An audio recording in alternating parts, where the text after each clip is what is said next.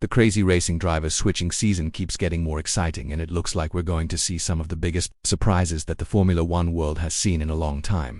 With Antonelli's seat being questioned, a shocking twist could see Russell and Verstappen become racing partners. On top of that, Red Bull team falling apart could see all of their drivers get mixed up, so who will drive where in 2026? And more importantly, who's the biggest winner and loser when it all ends? There has been a huge change in what people expect from Formula One's driver lineup, as Kimi Antonelli is now suddenly in big danger of losing his Mercedes seat to Verstappen. Even though everyone thought Russell was going to get kicked out if this crazy story came true, there's been a new twist that would put Kimi in Alpine. The French team is going to use Mercedes engines starting in 2026, and it would be a great chance for them to score some points in the middle teams, and also let Kimi get a lot more confidence before coming back to Mercedes. Of course, this has a lot of question marks all over it because Kimi is doing a great job at Mercedes. Why would you want to hurt his confidence by putting him in another team after knowing that Mercedes will probably fight at the front for the championship? Yes, when a driver as good as Max becomes available, nobody is safe out there.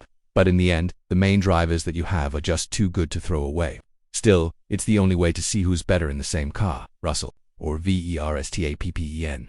It's also fair for Russell, who got to where he is now thanks to the tough path he had with Williams and being Hamilton's teammate. Kimi, on the other hand, might have been moved up a bit too early for Mercedes' liking, which happened because Hamilton left. Putting two top dogs in one team usually doesn't end well for the team's friendship, but Russell welcomed anyone who was brave enough to be his teammate, Max included. So whether or not this will happen, the next couple of weeks will tell us. And of course, we wouldn't be talking about Antonelli going to Alpine if it weren't for Max going to Mercedes.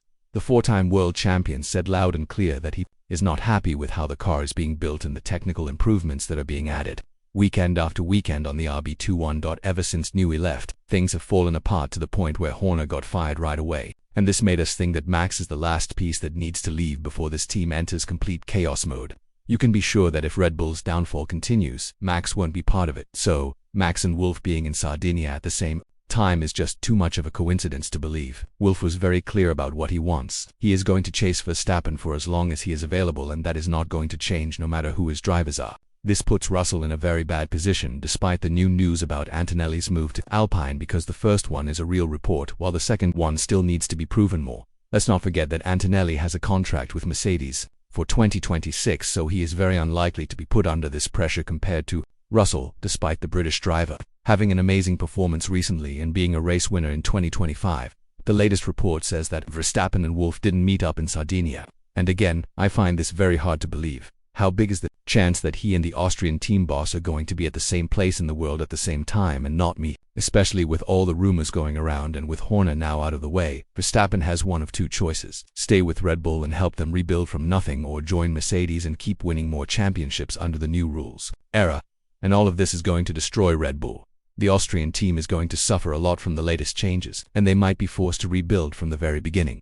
What does this rebuild mean? It's basically promoting two drivers from their young driver team and believing that they have what it takes to bring them to success after Verstappen leaves for this to happen. Max needs to make the decision first. Leave Red Bull while he's still in a position where he can choose. And if he does that, the Austrian team would have to promote Hajar. The French driver has proven to be the best choice to replace Max because of a very simple reason: he is doing very well in racing bulls. But looking at past history, it has been proven that it's not really an upgrade to sit next to Max or in Max's car from their sister team. Tsunoda did very well with the Italian team, and once moved up to Red Bull, he scored only 7 points. On the other hand, Lawson has 12 points with Racing Bulls, after being moved down, and is now definitely showing that Red Bull is a team with a car that can be driven by only a few drivers. However, I don't think they are ready to hire someone from outside. What this would mean is that Hajar and Lindblad will both be given the chance to prove how good they are in Red Bull. Because if Verstappen leaves, I don't think they have too much to lose. It's a low-risk, high-reward situation where Red Bull would see the talents of Arvid Lindblad, who people say could be the next Verstappen in the team, and Hajar, who has huge potential that needs to be polished with the right team. Even so, Red Bull would have to be very careful about their choices, because now that they'll enter a new era with their power units, they might want a bit of experience with at least one driver. It's an approach that has been used by teams like Audi and probably Cadillac. So, from this point of view, I think Red Bull could be put in the same group as these two teams when it comes to their driver lineup if they're left without Max. And if you were to ask Hajar, he will be a bit scared about the seat next to Max because he knows the four-time world champion is very fast in that car. So, the promotion could actually ruin his career as we know it. Explaining more about what I just said, I think Max in the Red Bull is very fast. It's his car and he drives it to the absolute limit. It's a more efficient car in high-speed corners. It's a faster car, but it's apparently hard to get the most out of it. At the moment, it's not like I am in total control and I'm scoring points every weekend. There's still lots to learn. So, it makes more sense to stay where I am at the moment, that's for sure. Yes, there is always the opportunity to put Lindblad at Racing Bulls first, but seeing how big the differences are between these two cars, maybe it would be better to put him in Red Bull right away. Red Bull have tons of headaches they have to deal with right now, and Max Verstappen holds the solution to all of them. But in the end, they've brought this on themselves. Another team that would be very interesting to watch closely is Cadillac. The American team is now expected to sign Bottas or Perez as one of their experienced drivers, and even though there is a big chance both of them will drive for Cadillac, they could move in another direction. One of those directions is to sign Mick Schumacher, who's been looking for a comeback story ever since he was kicked out by Haas back in 2022. The German driver had some opportunities to return to F1, but all of them failed. But that doesn't mean Cadillac is going to give up on him just because other teams have. A driver who has the most to prove to the Formula One world is one who has been questioned a lot and hasn't been given a proper chance. Mick has experience with driving Ferrari engines, so from this point of view, I can clearly see why Cadillac wants to sign him. You could argue that he is one of the best options from the young driver group, and if it's not Mick, the next best choice would be Yuki or Tsunoda.